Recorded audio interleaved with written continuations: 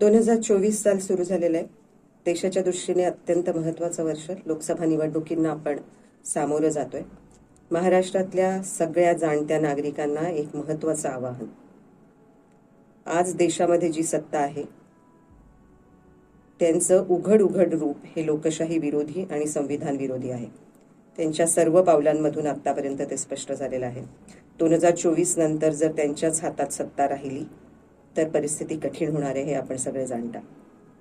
दक्षिणेतल्या सर्व राज्यांनी भाजप मुक्त परिसर करून दाखवलाय.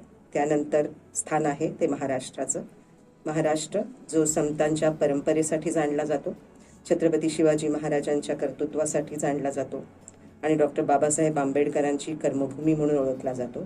तिथल्या नागरिकांना हे स्पष्ट आवाहन की लोकशाही विरोधी आणि संविधान विरोधी सत्ता आपल्याला त्यांना सत्तेतून पायउतार केला पाहिजे.